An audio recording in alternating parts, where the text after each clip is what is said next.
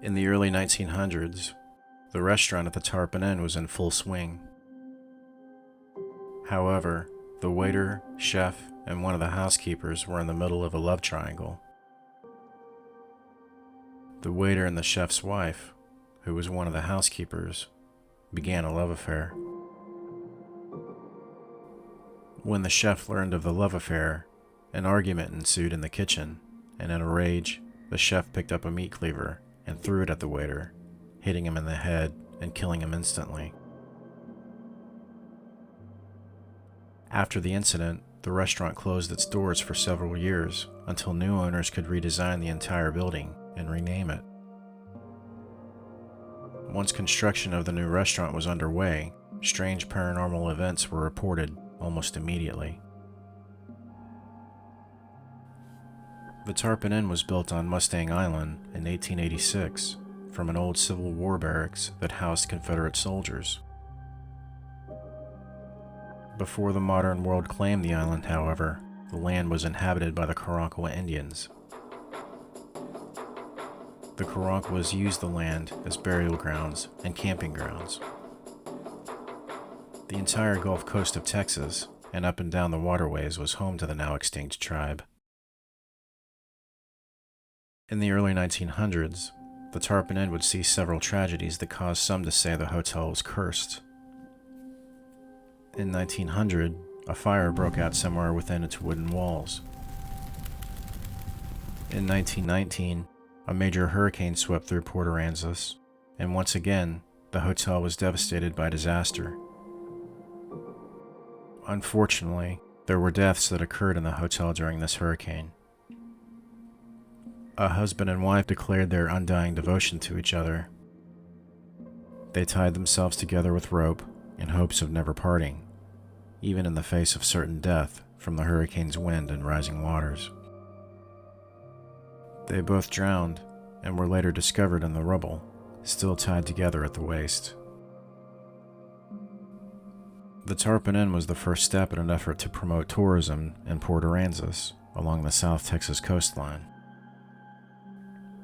Soon after converting fully to a hotel and lodge, many traveling salesmen came looking for business opportunities and a place to stay the night.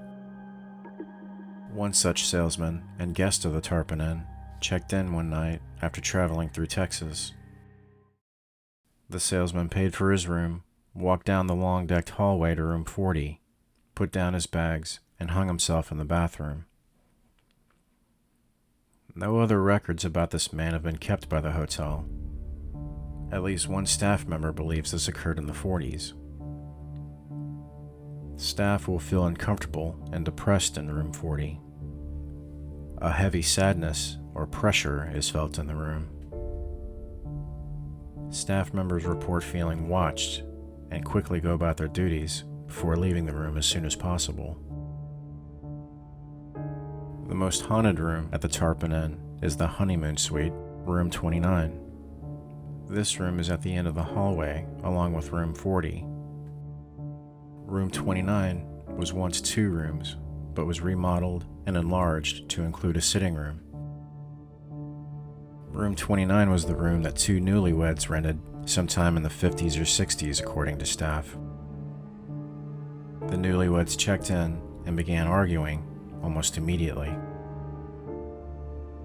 After a heated argument, the man decided to leave for a while and distance himself from the situation by going to the local store for cigarettes.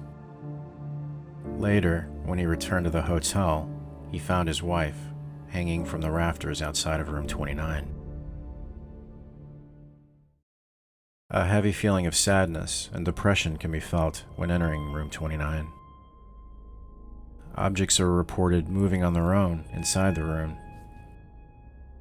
On more than one occasion, guests have reported the sleigh-style bed rising and slamming back to the ground.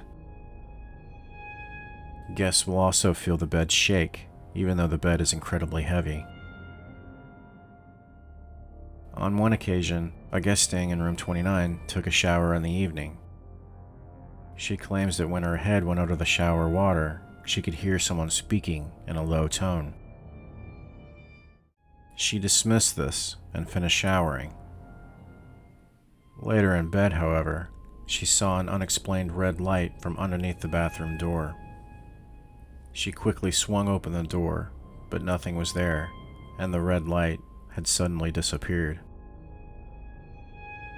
Another claim of activity in both room 40 and room 29 is the sound of shuffling and footsteps. When I investigated the Tarpon Inn, I was surprised to find that room 29 was directly above room 40. I did feel the uneasiness people have reported in both room 40 and room 29. Could there be a connection between these two rooms? In the morning, around 10 a.m. after my investigation the previous night, I opened my eyes to the feeling of uneasiness. Before I had a chance to get up, the sleigh bed weighing at least 500 pounds shook violently. It was as if someone or something had lifted the bed and let it fall back to the hardwood floor. I quickly regained my composure and investigated the bed for any reason why it should move on its own. I didn't find anything, and the incident was over. What causes hauntings to occur at the Tarpon Inn? Many historical sites have their own imprints of the past. The Tarpon Inn is one of those places. Is there a connection to the Karankawas? Perhaps some unseen force that some never notice is all around us, just outside of our earthly plane of existence. The Tarpon Inn is a great hotel with an impressive history. Take a trip to Port Aransas and stay at the Tarpon Inn. You'll be greeted by friendly people, good food, and entertainment. And maybe you'll discover ghosts. If you like this content and would like to see more, please like and subscribe to the channel. See you next time.